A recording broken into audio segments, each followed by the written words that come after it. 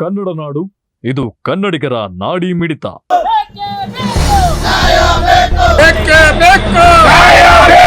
ಬಂಧಿಸಿ ಬಂಧಿಸಿ ಸರ್ಕಾರ ದಿನಾಂಕ 12/2/2025 ಯಾದಗಿರಿ ಜಿಲ್ಲೆಯ ಗುರುಮಿಟ್ಕಲ್ ತಾಲೂಕಿನ ಇಂದ್ರಾನಗರದಲ್ಲಿ ಅಲೆಮಾರಿ ಬುಡಕಟ್ಟು ಜಂಗಮ ಸಮುದಾಯದ ಸಾಯಮ್ಮ ಮತ್ತು ಶಾಮಮ್ಮ ಅಂತೇಳಿ ಇಬ್ಬರು ಹೆಣ್ಮಕ್ಳು ಚಿಂದಿ ಆಯಕ್ಕೆ ಹೋದಾಗ ಅಲ್ಲಿನ ಅನ್ಯ ಕೋಮದ ಯುವಕರು 4 ಜನ ಬಂದು ಆ ಮಕ್ಕಳನ್ನ ಅಪಹರಿಸ್ಕೊಂಡು ಹೋಗಿ ಏನು ಅತ್ಯಾಚಾರವನ್ನು ಮಾಡಿ ಕೊಲೆಗೆ ಎಸೆದಿರ್ತಾರೆ.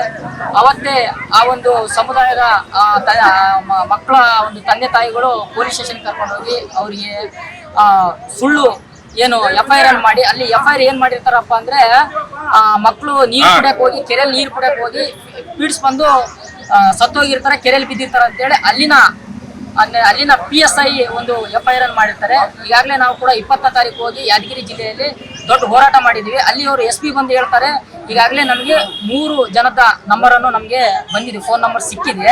ಅವ್ರನ್ನು ನಾವು ವಿಚಾರಣೆ ಮಾಡ್ಬೇಕಾದ್ರೆ ಹಿಂದೆ ಮುಂದೆ ನೋಡ್ತಾ ಇದೀವಿ, ಯಾಕಂದ್ರೆ ಅವರೇ ಅಲ್ಲ ಅಂತ ಹೇಳಿ ಹೇಳ್ತಾ ಇದ್ದಾರೆ. ಯಾಕಂದ್ರೆ ಅಲ್ಲಿನ CP ಅವರು ಏನ್ ದನ ಕಾಯ್ತಾ ಇದ್ರ ಗೊತ್ತಾಗ್ಲಿಲ್ವಾ ನಿಮ್ಗೆ? ಯಾವ್ದು ಅತ್ಯಾಚಾರ, ಯಾವ್ದು ಪೀಡ್ಸ್ ಬಂದು ನೀರಲ್ಲಿ ಬಿದ್ದು ಆ ಮಕ್ಕಳು ಸತ್ತೋಗಿದ್ರೆ ಗೊತ್ತಾಗಿದೆ. ಯಾವುದೇ ಒಂದು ಬಾಡಿ ನೀರು ಕುಡಿದು ಸತ್ತೋದ್ರೆ 24 ತಾಸು ಮೇಲೆ ಬರ್ಬೇಕಾದ್ರೆ ನೀರಿನಲ್ಲಿ.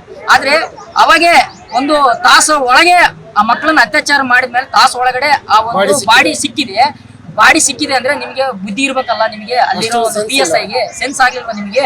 ಆದ್ರೆ ನಿಮಗೆ ಅಲೆಮಾರಿಗಳಂದ್ರೆ ಅಷ್ಟೊಂದು ನಿರ್ಲಕ್ಷ್ಯ. ಯಾಕಂದ್ರೆ ಈ ಸಮುದಾಯಗಳಿಗೆ ರಾಜಕೀಯವಾಗಿ ಯಾರು ಇಲ್ಲ, ಬಲಿಷ್ಠರಿಲ್ಲ ಅಂತ ನೀವು ಅನ್ಕೊಂಡಿರ್ಬೋದು. ಆದ್ರೆ ಇವತ್ತು ರಾಜ್ಯ ತುಂಬಾ ದಲಿತ ಪರ ಸಂಘಟನೆಗಳು, ಅಲೆಮಾರಿ ಪರ ಸಂಘಟನೆಗಳು ಎಲ್ಲವೂ ಕೂಡ ಆ ಮಕ್ಕಳಿಗೆ ನ್ಯಾಯ ಕೊಡಿಸೋ ನಿಟ್ಟಿನಲ್ಲಿ ಇಡೀ ರಾಜ್ಯ ತುಂಬಾ ಹೋರಾಟ ಮಾಡ್ತಾ ಇದೀವಿ. ರಾಜ್ಯದ ಮುಖ್ಯಮಂತ್ರಿ ಆಗಿರುವಂತ ಸಿದ್ದರಾಮಯ್ಯ ಸಾಹೇಬ್ರೆ, ನಿಮ್ಮ ಮೇಲೆ ನಮ್ಮ ಹಿಂದುಳಿದವರಿಗೆ ಅಪಾರವಾದಂತ ಗೌರವ ಇದೆ. ಸನ್ಮಾನ್ಯ ಗೃಹ ಮಂತ್ರಿ ಆಗಿರುವಂತ ಪರಮೇಶ್ವರ್ ಸಾಹೇಬ್ರೆ, ತಾವು ಕೂಡ ದಲಿತರಿದ್ದೀರಿ. SC ಒಬ್ಬ ಹೆಣ್ಣುಮಗಳಿಗೆ ಆಗಿದೆ. ಆ ಹೆಣ್ಣುಮಗಳಿಗೆ ನಿಮಗೆ ಕಾಳಜಿ ಏನಾನ ಇದ್ರೆ ಆ ಹೆಣ್ಣುಮಗಳಿಗೆ ನ್ಯಾಯ ಕೊಡಿಸೋ ನಿಟ್ಟಿನಲ್ಲಿ ಈ ಒಂದು ತನಿಖೆಯನ್ನು CID ತನಿಖೆಗೆ ಒಪ್ಪಿಸಬೇಕು. ಇಲ್ಲ ಆದ್ರೆ ಆ ಒಂದು ಸಮುದಾಯಗಳಿಗೆ ನ್ಯಾಯ ಸಿಗಲ್ಲ ಅಂತ ಹೇಳಿ. ಅದೇ ರೀತಿಯಾಗಿ ಏನು ಕುಟುಂಬದ ಸದಸ್ಯರಿದ್ದಾರೆ, ಅವರು ಬಹಳ ಬಡವರು ಇದರಿಂದ ಸರ್ಕಾರ ಈ ಕೂಡಲೇ ಅವರಿಗೆ 25 ಲಕ್ಷ ರೂಪಾಯಿ ಪರಿಹಾರವನ್ನು ಕೊಡಬೇಕು. ಅತ್ಯಾಚಾರಿಗಳು ಯಾರಿದ್ದಾರೆ ಅವರನ್ನು ಪತ್ತೆ ಹಚ್ಚಬೇಕು, ಅವರಿಗೆ ಶಿಕ್ಷೆ ಆಗ್ಬೇಕು. ಅದೇ ರೀತಿಯಾಗಿ ಅಟ್ರಾಸಿಟಿನ ಹಾಕ್ಬೇಕು. 371 ಮತ್ತೆ ಪೋಕ್ಸೋ ಕಾಯ್ದೆಯನ್ನು ಮಾಡಿ ಆ ಏನು ತಪ್ಪಿತಸ್ಥರಿದ್ರೆ ಗಲ್ಲು ಶಿಕ್ಷೆಗೆ ನೀಡಬೇಕಂತೇಳಿ ಇವತ್ತು ಎಲ್ಲ ಹೋರಾಟ ಮುಖಾಂತರ ನಾವು ಸರ್ಕಾರಕ್ಕೆ ಒತ್ತಾಯ ಮಾಡ್ತೇವೆ. ಯಾದಗಿರಿ ಜಿಲ್ಲೆಯಲ್ಲಿ ಗುರುಮಟ್ಕಲ್ ಅನ್ನೋ ಒಂದು ನಗರ, ಇಂದ್ರಾನಗರದಲ್ಲಿ ಇಬ್ಬರು ಮಹಿಳೆಯರು ಒಂದು ಮಕ್ಕಳ ಮೇಲೆ ನಮ್ಮ ಸಹೋದರಿಯಾಗಿರ್ತಕ್ಕಂಥ ಅಲೆಮಾರಿ ಜನಾಂಗದ ಬುಡಕಟ್ಟು ಜನಾಂಗದ ಒಂದು 19 ವರ್ಷದ ಹುಡುಗಿ ಶ್ಯಾಮಲಾ ಅನ್ನೋ ಹುಡುಗಿ, ಆಮೇಲೆ ಸಾಬಮ್ಮ ಅನ್ನೋ ಹುಡುಗಿ 15 ವರ್ಷದ ಹುಡುಗಿ, ಈ ಸಹೋದರಿಗಳನ್ನ ಉಪಜೀವನಕ್ಕಾಗಿ ಚಿಂದಿ ಆಯ್ದಕ್ಕೆ ಹೋದಾಗ ಈ ದುಷ್ಕರ್ಮಿಗಳು ಅವ್ರನ್ನ ಬಲವಂತವಾಗಿ ಅಪಹರಣ ಮಾಡಿಕೊಂಡು ಅವ್ರನ್ನ ಅತ್ಯಾಚಾರ ಮಾಡಿ ನೀರಿನಲ್ಲಿ ಹಾಕಿದ್ದಾರೆ. ಕೂಡಲೇ ಆ ಹೆಣಗಳು ತೇಳಿದ್ದಾವೆ. ಈ ಪೊಲೀಸರು ಏನೇನು ಮಾಡಿದರೆ ಅವ್ರನ್ನ ಏನು ದೂರನ್ನು ದಾಖಲಿಸುವಾಗ ಕೆರೆಯಲ್ಲಿ ಬಿದ್ದು ಕಾಲ್ಜಾರಿ ಬಿದ್ದು ಇವರು ಸಾವನ್ನಪ್ಪಿದ್ದಾರೆ ಅಂತ ಮಾಡಿದ್ದಾರೆ.